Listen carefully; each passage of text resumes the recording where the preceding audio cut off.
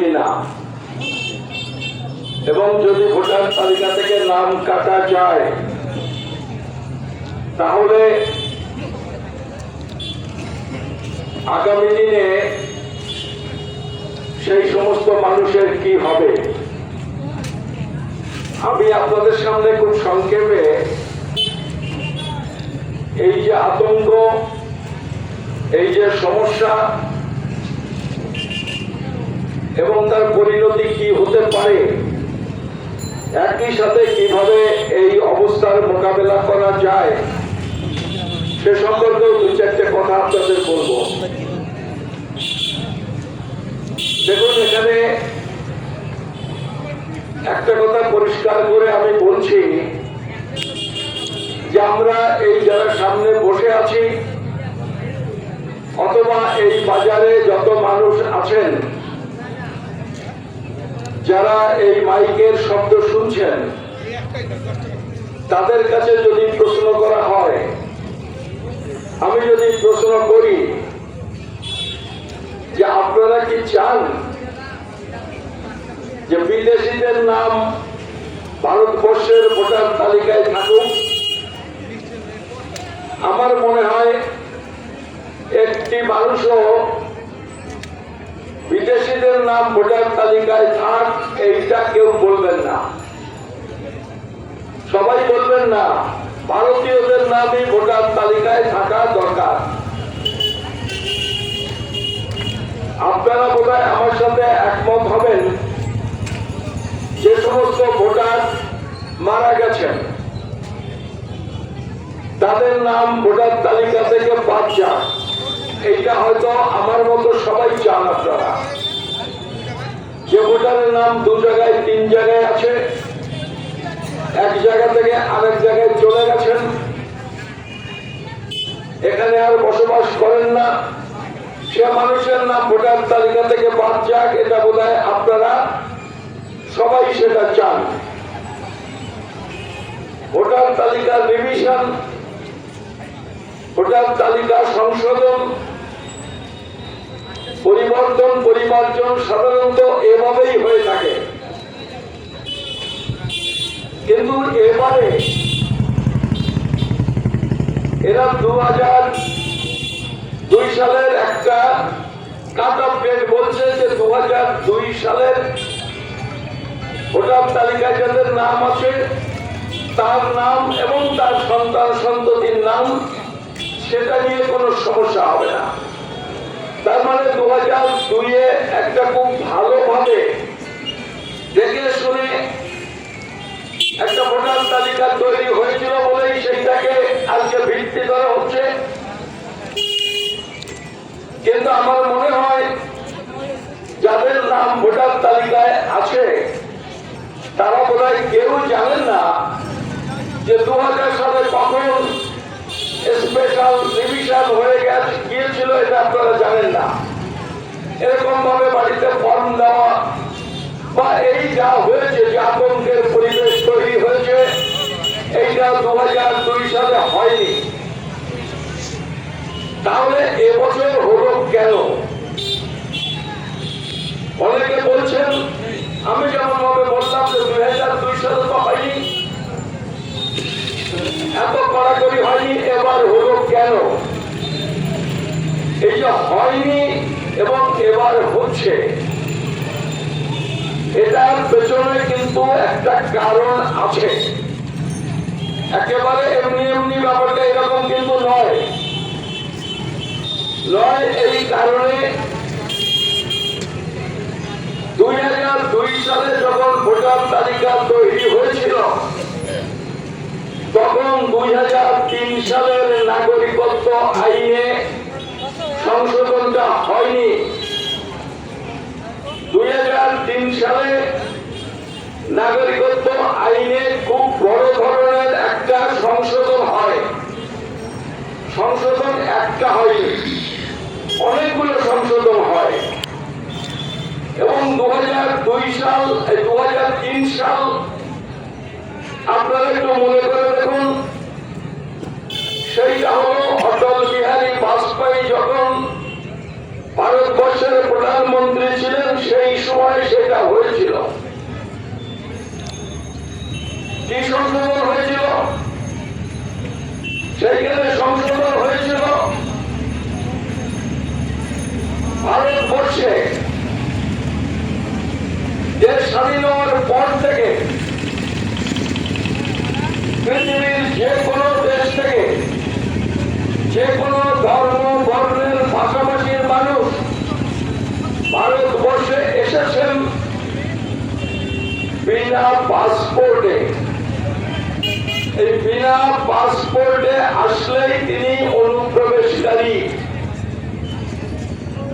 এবং এইসব অনুপ্রবেশকারীর নাম ভোটার তালিকায় উঠবে না। কবে এবং কার সময় এটা হয়েছিল? 2003 সালে বিজেপির শাসন আমলে। তার মধ্যে একটা সেকশন ছিল যে সেকশনটা একদম সম্পূর্ণ নতুন করে নাগরিকত্ব আইনে সৃষ্টি করা হয়েছিল। সেই সেকশনটার নাম্বার হচ্ছে 21B। এই 21B সেকশনে সংজ্ঞা দেওয়া হয়েছিল ভারতবর্ষে বসবাসকারী মানুষের মধ্যে কারা অনুপ্রবেশকারী। তাতে বলা হয়েছিল তিনি হিন্দু হতে পারেন, তিনি মুসলমান হতে পারেন, তিনি বৌদ্ধ হতে পারেন, খ্রিস্টান হতে পারেন, জৈন হতে পারেন। বিনা পাসপোর্টে যিনি এসেছেন তিনি অনুপ্রবেশকারী এবং সেই অনুপ্রবেশকারীরা ভারতবর্ষে কোন উপায়ে নাগরিকত্ব পাবে না। আমার বক্তব্য যারা শুনছেন তারা অন্যের কথা না শুনে শুধু নিজের মাথাটা, নিজের বুদ্ধিটা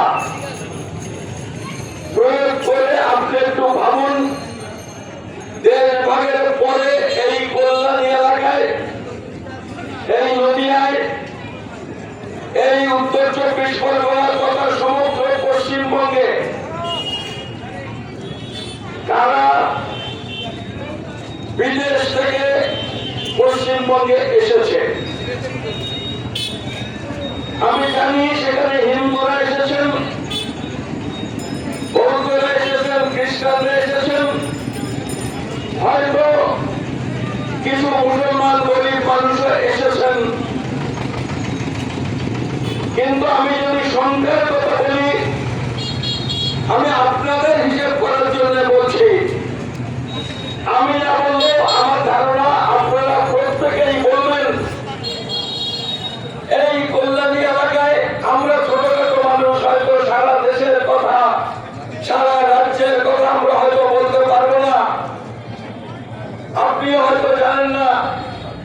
কিন্তু আপনি যদি এই নদিয়া, এই কাটালতলা থেকে এই যে কল্যাণী সীমান্ত বরাবর আপনি এই বিলের ধার দিয়ে যদি আপনি খোঁজ নেন, তাহলে দেখবেন এখানে 95 থেকে 98% মানুষ যারা বিদেশ থেকে এসেছে তারা হিন্দু।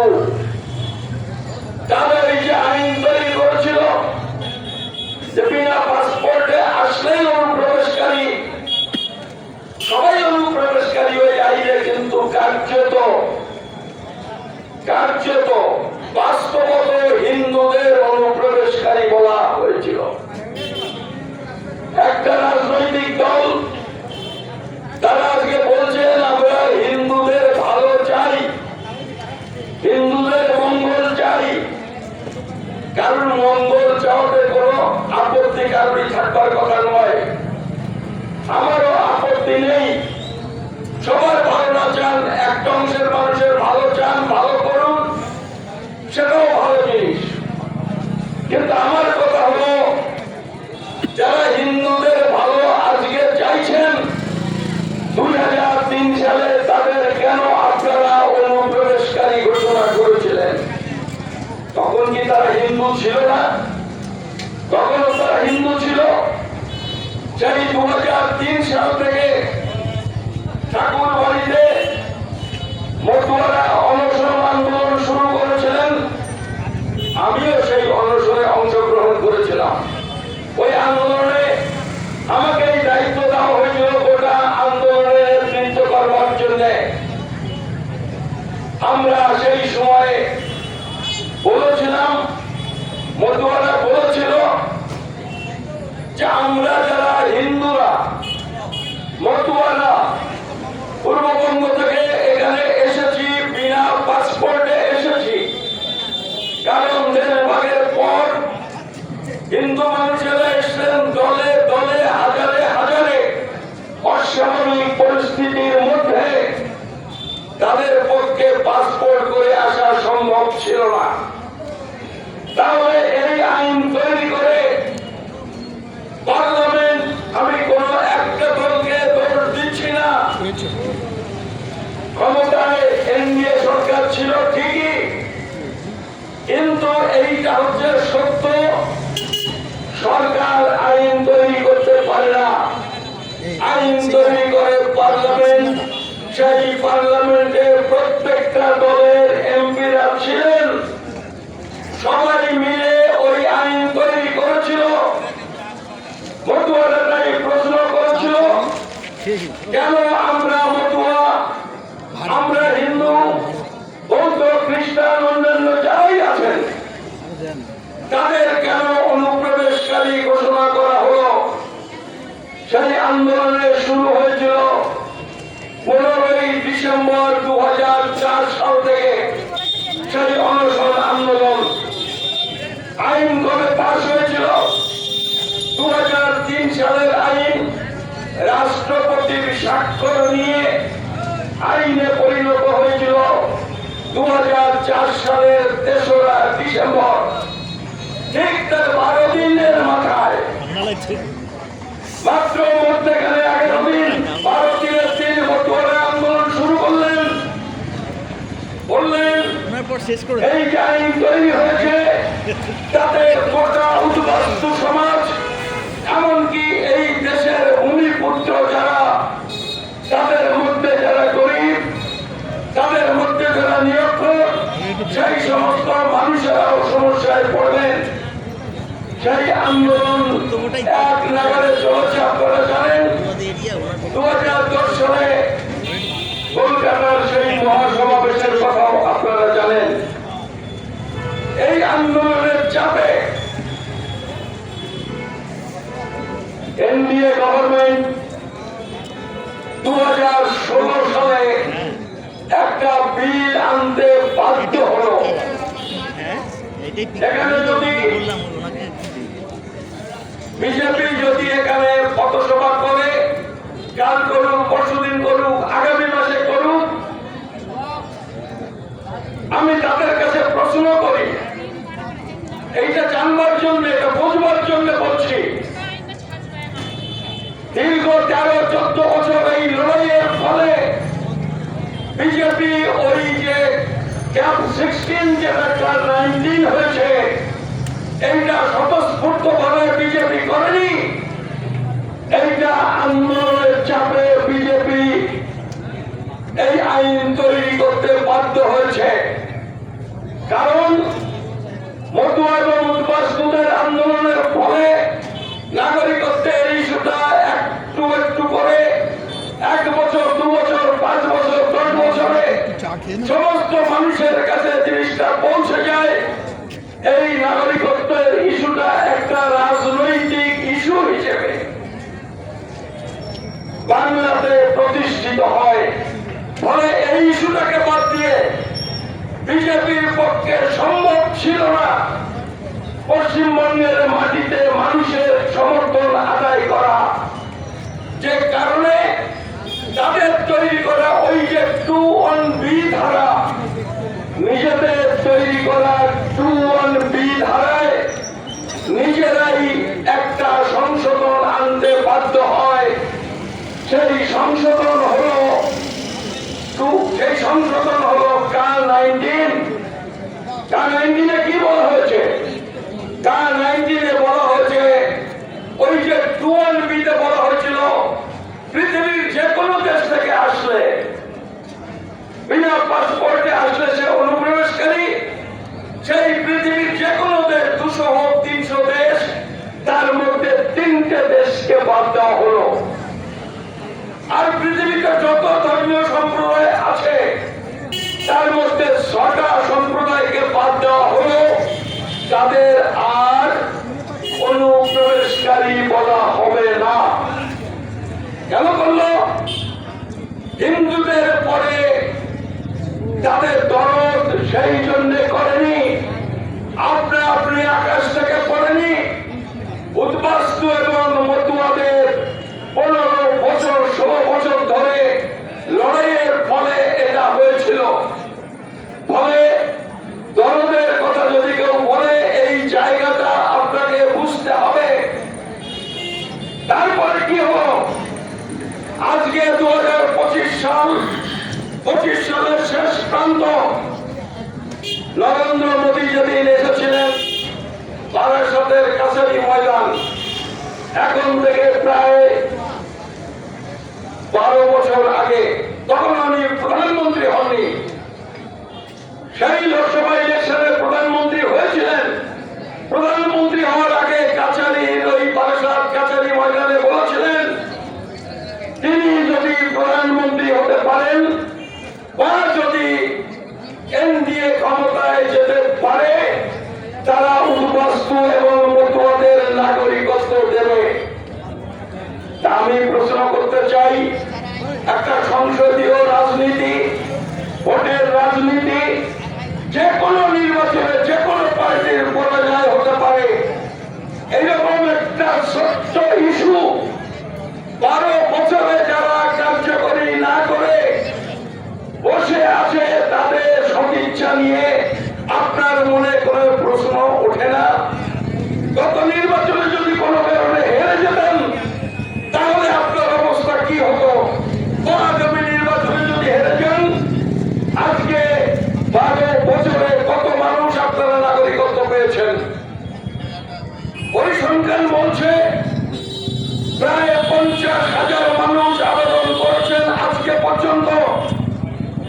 নাগরিকত্ব কয়জন পেয়েছেন? 12-13 জন নাগরিকত্ব পেয়েছেন। 10টা বছর আপনার ছেলে যদি বিএ পাস করে বসে থেকে থাকে, নাগরিকত্বের জন্য যদি 10 বছর চাকরি না হয়, তার মানে তার সারাটা জীবন বরবাদ হয়ে গেল। নাগরিকত্ব এমন একটা ইস্যু যেটা প্রতিদিন প্রতি মুহূর্তে, বিশেষ করে আমাদের যুব সম্প্রদায়ের চাকরি, উচ্চ শিক্ষা, প্রত্যেকটা ক্ষেত্রে এইটা প্রয়োজন হয়। তাতে যদি 12 বছরে 12 জনের চাকরি হয়, দেশের এত মানুষ, কয়েক কোটি উদ্বাস্তু মানুষ, তাদের নাগরিকত্ব সমস্যার সমাধান কিভাবে হবে? আপনাদের এই কথাটা বুঝতে হবে না? দেখুন, আমি নিজের কথাই বলছি, যখন ক্যাপ 16 হয়েছিল, বিরোধীরা দাবি করেছিল এই আইনটাকে, এই বিলটাকে জয়েন্ট পার্লামেন্টারি কমিটিতে পাঠানো হোক, জেপিসিতে পাঠানো হোক, অর্থাৎ সব দলের এমপিরা নিয়ে একটা কমিটি হবে, সেই কমিটিতে পর্যালোচনা হবে। জেপিসিতে গেছিল 2016 সালের যে ক্যাপ, সেটা জেপিসিতে গেছিল। জেপিসিতে আমাদের সংগঠন joint action committee for Bangali refugee সেখানে আমাদের সাক্ষ্য দেওয়ার জন্য ডেকেছিল। আমরা 3 জন গিয়েছিলাম, আমিও গিয়েছিলাম। আমরা বলেছিলাম, এই যে ক্যাপ 16 যেভাবে হয়েছে, অর্থাৎ এই যে CAR-19 যেটা হয়েছে পরবর্তীকালে, এইটাতে কোনোদিন নাগরিকত্ব সমস্যার সমাধান হবে না। 2-5 জন লোক পেতে পারে, কিন্তু উদ্বাস্তুদের নাগরিকত্ব সমস্যার সমাধান হবে না। আপনারা দেখেছেন যে সার্টিফিকেটটা ইস্যু করা হচ্ছে, তাতে কি লেখা আছে? যে 12 জন পেয়েছেন, দেখবেন লেখা আছে সুকৃতি বিশ্বাস ভারতীয় নাগরিক, মানে নাগরিকত্ব আমি পেলাম। আমার বাবার নাম মহেন্দ্রনাথ বিশ্বাস, ওই সার্টিফিকেটের পরে, মানে CAR-19 সার্টিফিকেটটা দেওয়া হচ্ছে, ওই সার্টিফিকেটের পরে লিখে দিয়েছে বাবার নাম ফণীন্দ্রনাথ বিশ্বাস বাংলাদেশি, মায়ের নাম পদ্মাবতী বিশ্বাস বাংলাদেশি, বইয়ের নাম বিশাখা বিশ্বাস বাংলাদেশি। দেখুন 12-14টা সার্টিফিকেট যারা হয়েছে, একটা পরিবারে 5 জন 6 জন 7 জন 8 জন 9 জন, একজন যদি নাগরিকত্ব পেয়ে থাকে আর কজনের নাম লিখে দিয়েছে সার্টিফিকেটের উপরে ওরা বাংলাদেশি। নাগরিকত্ব কিন্তু পারিবারিক সার্টিফিকেট নয়, নাগরিকত্ব হচ্ছে ইন্ডিভিজুয়াল, প্রত্যেকের নিজের নিজের। একজনের নাগরিকত্ব হলে পরিবারের সবাই হয়ে গেল, বিষয়টা কিন্তু তা নয়। ফলে একটা পরিবার যারা পেয়েছে নাগরিকত্ব, আমি 12-14টা পরিবার পেয়েছে তাদের কথাই বলছি, তাদের পরিবারে আর সবাই তো সার্টিফিকেট করে লিখে দিয়েছে তারা বাংলাদেশি। যদি কোন গভর্নমেন্ট ড্রাস্টিক অ্যাকশন নেয়, অত্যন্ত খারাপ পদক্ষেপ নেয়, তাহলে ওই আমি থাকতে পারবো ভারতে, আর বাদ বাকি আমার পরিবারের আর সবাই হয় বিদেশে যাবে, নাহলে ডিটেনশন ক্যাম্পে যাবে। এটা কি কখনো কাম্য? বলে আমরা বলেছিলাম এটা নয়। তুমি যদি 14 সাল থেকে ভিত্তি করো, তুমি যদি সত্যি সত্যি মানুষের প্রতি দরদি হও, যদি হিন্দুদের প্রতিও যদি দরদি হও, তাহলে তুমি করো। ওই যে 20টা ডকুমেন্ট যেটা বলেছে, আপনি 14 সালের আগে এসেছেন কিনা এটা বুঝবার জন্য, ওই 20টার একটা যারা দেখাতে পারবে, তুমি তাকে বলো তিনি ভারতীয়, আবেদন করার কোন প্রয়োজন নেই। কেউ প্রশ্ন করতে পারেন বিনা আবেদনে নাগরিকত্ব হয়, এরকম প্রশ্ন কেউ করতে পারেন।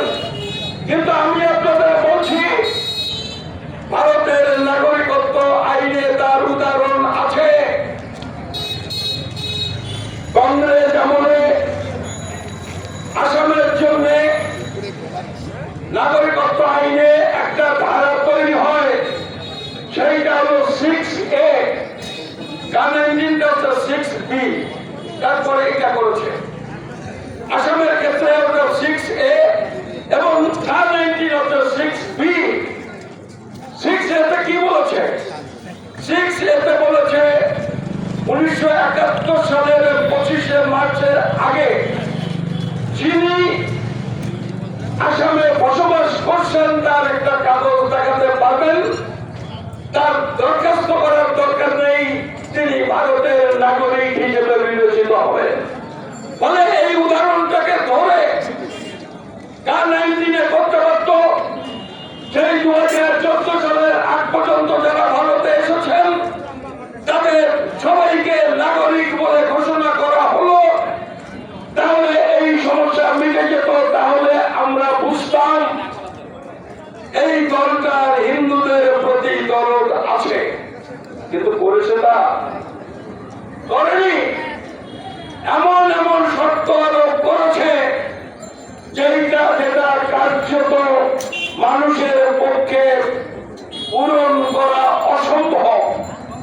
একজন মানুষ ওই বাড়ি তৈরি করেছেন, 50 বছর আগে এসেছেন, 40 বছর আগে এসেছেন, কেউ চাকরি পেয়েছেন, কেউ ব্যবসা বাণিজ্য করছেন, জমি জমা কিনেছেন, তাকে বলতে হবে, লিখে দিতে হবে, এফিডেভিট করে লিখে দিতে হবে স্ট্যাম্প পেপারের উপর আমি বাংলাদেশি, আমি বাংলাদেশি, আমি আবেদন করছি আমাকে নাগরিকত্ব দেওয়া হোক। মানুষ সাহস পায়? মানুষ সাহস পায় না, যার জন্য পাড়ায় পাড়ায় আবেদন করার জন্য ক্যাম্প করেও যদি 2 কোটি উদ্বাস্তু হয়, আজ পর্যন্ত 50,000-এর বেশি লোক আবেদন করতে সাহস পায়নি। তারপরে হলো 50,000 করেছে, নাগরিকত্ব পেয়েছে 10-12 জন। কি করে মানুষ সাহস পাবে? বলে আমরা বলছি, আমরা বিজেপির কাছে আবেদন করছি যে আপনাদের তো একটা অভিজ্ঞতা হয়েছে, মানুষ সাহস পাচ্ছেন না, বলে আপনারা নানান রকমের ভাবনা না দিয়ে আপনারা নিজেরা উদ্যোগ নিয়ে এই আইনটাকে সংশোধন করুন। আইনটাকে সংশোধন করা দরকার এই কারণে, এই এসআইআরে আর কোনো ব্যাপারে কারোর কোনো আপত্তি হতো না যদি না এসআইআরের মাধ্যমে নাগরিকত্ব যাচাই করার চেষ্টা করা হতো। তাহলে তো আতঙ্কের কিছু ছিল না, তাহলে তো আপত্তির কিছু ছিল না। কিন্তু এইটা করা হচ্ছে, কেন করা হচ্ছে? আমি বক্তৃতা শুরুতে বলেছি, আমরা কেউ চাই না বিদেশিদের নাম ভোটার তালিকায় থাকুক। বিদেশের নাম যদি ভোটার তালিকায় থাকবে, এটা যদি না চাই, তাহলে তো ভারতীয়দের নামই থাকবে ভোটার তালিকায়। তাহলে ইলেকশন কমিশন কি করবে? তাহলে ইলেকশন কমিশনের মতো একটা নাগরিকত্ব যাচাই তাকে করতে হবে। আমরা আপত্তি করি আর সমর্থন করি, যাই করি না কেন, কারণ সংবিধানের 326 ধারা, আগের বক্তব্য 324 ধারা বলছিলেন, যেখানে পিপলস রিপ্রেজেন্টেশন অ্যাক্ট তৈরি হয়েছে। আমি 326 ধারা বলছি, সেখানে বলেছে ভারতবর্ষের তারাই ভোটার হবেন যারা নাগরিক এবং নাগরিকদের মধ্যে যাদের বয়স 18 বছর। কে করবে ভোটার তালিকা তৈরি? ভোটার তালিকা তৈরি করবার দায়িত্ব সংবিধান দিয়েছে ইলেকশন কমিশনকে। তাহলে তারা নাগরিকত্ব যাচাই করবে না কেন? এটা ঘটনা। নাগরিকত্বের সবকিছু স্থির করবে স্বরাষ্ট্র দপ্তর। ইলেকশন কমিশন ভোটার তালিকায় নাম, নাগরিকত্ব যাচাই করে যদি মনে করে তুলব না, তার মানে যার নাম ভোটার তালিকায় উঠল না তিনি কিন্তু বেনাগরিক, এই কথা বলার অধিকার নির্বাচন কমিশনের নেই। নির্বাচন কমিশনের ক্ষমতা ওইটা নেই, কিন্তু বাছাই করার ক্ষমতা তার আছে। শুধু নির্বাচন কমিশন নয়, কেউ যদি চাকরি করেন, কেউ চাকরি করতে গেলে, সরকারি চাকরি করতে গেলে সেই অফিস প্রত্যেকটা এমপ্লয়ির নাগরিকত্ব যাচাই করে। প্রত্যেকটা অফিসের একটা ক্রাইটেরিয়া আছে, সেইটুকু দেখে তারা নাগরিকত্ব যাচাই করে। এটা মনে হয় শিডিউল কাস্ট অধ্যুষিত এলাকা। কাস্ট সার্টিফিকেট যদি আপনি করতে যান, নাগরিকত্ব সেখানে যাচাই হবে। ওটা তো ঢাকা ওয়েলফেয়ার ডিপার্টমেন্টের কাজ, কাস্ট সার্টিফিকেট দেওয়া। তারা কিভাবে যাচাই করে? তাদের যে অ্যাক্ট তৈরি হয়েছে, the West Bengal scheduled caste and scheduled tribes identification act 1994 এবং রুলস 1995, সেখানে পরিষ্কার বলেছে নাগরিকত্ব যাচাই ওয়েলফেয়ার ডিপার্টমেন্ট করবে। কিভাবে বলেছে? যিনি আবেদন করবেন তার নাম ভোটার তালিকায় যদি থাকে তাহলে তিনি নাগরিক। তার নাম যদি ভোটার তালিকায় না থাকে তাহলে তার মা বাবার নাম থাকলে হবে।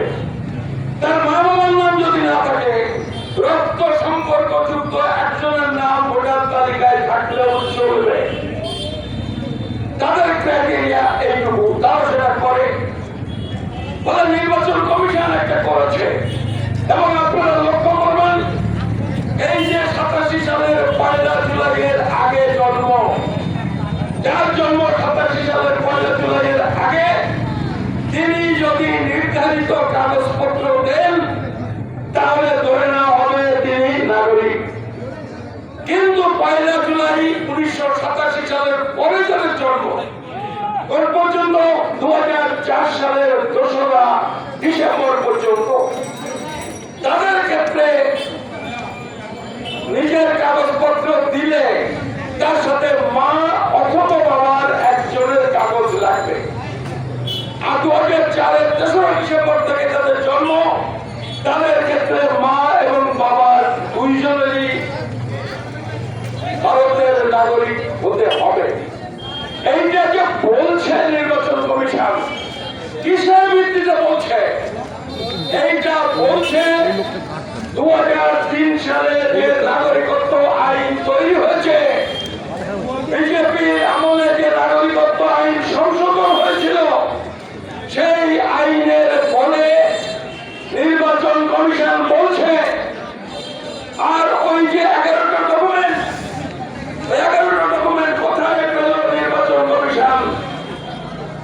নির্বাচন কমিশন ওটাও কিন্তু পেয়েছে স্বরাষ্ট্র দপ্তরের কাছে। আমি একটুখানি অন্যদিকটা বলে আসি, তাহলে বলতে বুঝতে সুবিধা হবে। আমাদের দেশে একটা আইন তৈরি হয়েছিল, the registration of birth and death act 1969, জন্ম মৃত্যু নিবন্ধীকরণ আইন 1969 সাল। তাতে কি বলেছিল? তাতে বলেছিল যিনি মারা যাবেন এবং যিনি জন্মগ্রহণ করবেন তাদের নাম বাধ্যতামূলক ভাবে নথিভুক্ত করে সার্টিফিকেট দিতে হবে। কত সালে? 69 সালে। 89 সালে 20 বছর পরে এটাকে রিভিউ হয়েছিল। রিভিউ করে দেখলো ওই আইন যদি কার্যকরী করতে হয়, যে জন্মের সার্টিফিকেট না থাকলে তিনি জন্মসূত্রে নাগরিক নন, তাহলে ঠক বাঁচতে গা উজাড় হয়ে যায়, ভারতীয়রা সব নাগরিক হয়ে যায়। ফলে বাস্তবতার কারণে তারা তখন বলল, স্বরাষ্ট্র দপ্তর বলল, জন্ম সার্টিফিকেটের বিকল্প এই 8টা 9টা কাগজ আমরা মেনে নেব।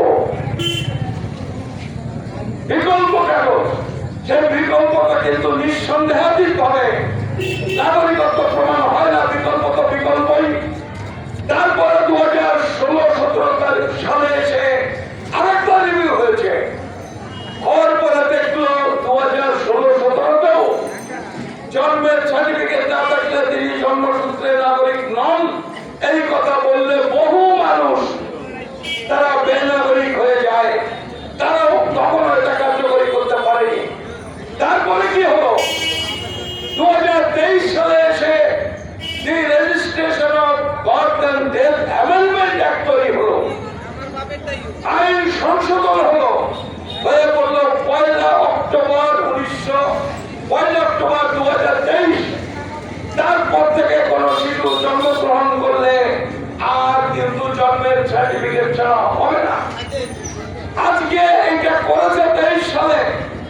এটা বাস্তবত কার্যকরী করা সম্ভব, কারণ মানুষের মধ্যে চেতনা বেড়েছে, সচেতনতা বেড়েছে, গ্রামে গঞ্জে হসপিটাল বা মেডিকেল ফ্যাসিলিটি পৌঁছে গেছে। আজকে এটা কার্যকরী করা যায়। এই বাস্তবতার কারণে গভর্নমেন্ট বারে বারে পৌঁছেছে। অর্থাৎ আইন হচ্ছে মানুষের জন্য, আইনের জন্য মানুষ নয়। এই যে নাগরিকত্ব আইন, দেখবেন এই প্রত্যেকটা সমস্যা, ওই 87 সাল, 2003 সাল এবং 11টা কাগজ, এর সবগুলোই হচ্ছে ওই নাগরিকত্ব আইনের ধারা। সেইটাকে নির্বাচন কমিশন ট্রেড এরিয়া করেছে। ফলে আজকে এসআইআরের বিরোধিতা যারা করতে চান, আসলে তাদের বিরোধিতা করতে হবে নাগরিকত্ব আইনের দাবি তুলতে হবে। নাগরিকত্ব আইন সংশোধন করো। নাগরিকত্ব আইন সংশোধন করার দাবি না তুলে আমরা যদি বলি নো কার, নো এনার্জি বা যাই বলি না কেন, তাইতে কিন্তু এই সমস্যা মিটবে না। এই ব্যাপারটা 2004 সালে বুঝেছে মতুয়ারা।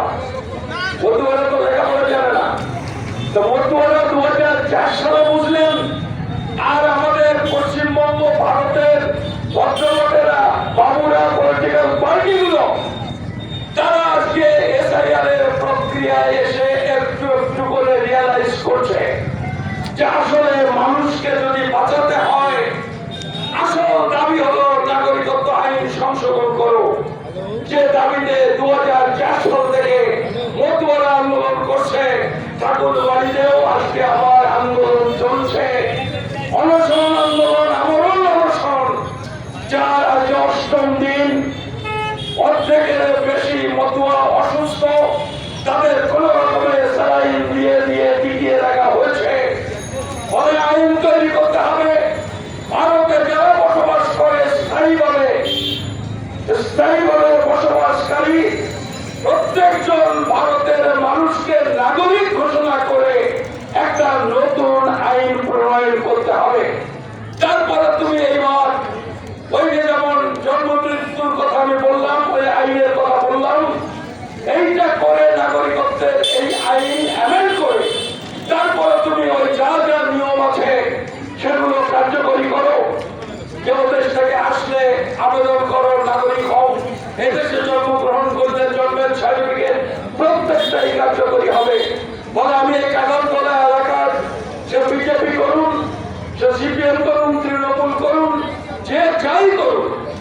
প্রত্যেকটা মানুষের কাছে আমার আবেদন যে এই যে নাগরিকত্ব আইন, এই আইন যদি কার্যকরী হয়, কোন রকমে ওই যত কথাই বলুন 24-14 24 করলাম, এইসব কথার কথা দেখেন, একবার ভোটার তালিকা থেকে নাম কাটা গেলে কোন মন্ত্রী যতই বলুন আমি আছি হয়ে যাবে, কিন্তু সেই ভানুর রেকর্ডের মতো।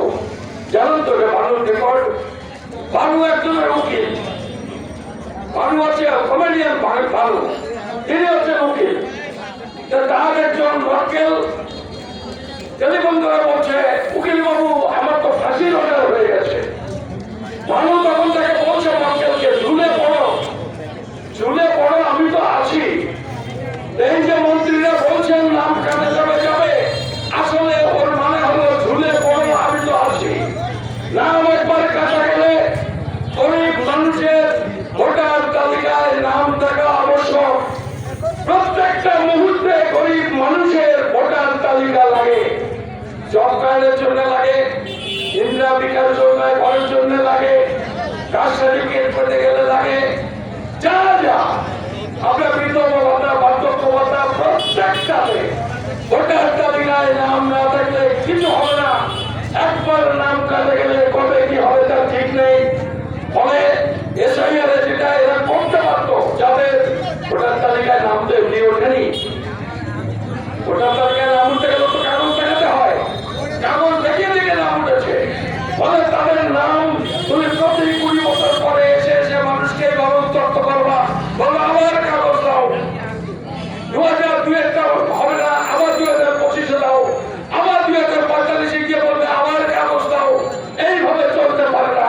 ফলে এই যে এসআইআর সিদ্ধান্ত নিয়েছে এই ইলেকশন কমিশন, আসলে বাকলমে বিজেপি, এটা অত্যন্ত গর্হিত কাজ এবং এর ফলে সমস্ত মানুষের মধ্যে আতঙ্ক তৈরি হয়েছে। তিনি যদি আজকে বিজেপি হন, বিজেপির মানুষও কিন্তু এই আতঙ্ক এবং এই যে ঝামেলা কাজ কামাই করে দিনের পর দিন এর পেছনে ছোটাছুটি করা, এটা কোন গভর্নমেন্টের কাজ নয়। গভর্নমেন্টের কাজ মানুষকে স্বস্তি দেওয়া, শান্তিতে থাকতে দেওয়া। কিন্তু সেই নোটবন্দি থেকে শুরু হয়েছে প্রত্যেকটা ক্ষেত্রে মানুষকে ব্যতিব্যস্ত করাই হয়েছে এই গভর্নমেন্টের কাজ। ফলে এইটাকে বন্ধ করা দরকার। যারা বিজেপি করেন তারাও বিষয়টা তাদের পার্টির মধ্যে তুলুন, অন্যরা যারা আছেন তারাও তুলুন এবং নাগরিকত্ব আইন সংশোধন করবার জন্য আপনারা প্রত্যেকে এই আন্দোলনে সামিল হন। আপনাদের কাছে আবেদন জানিয়ে আমি আমার এই বক্তব্য শেষ করছি। নমস্কার।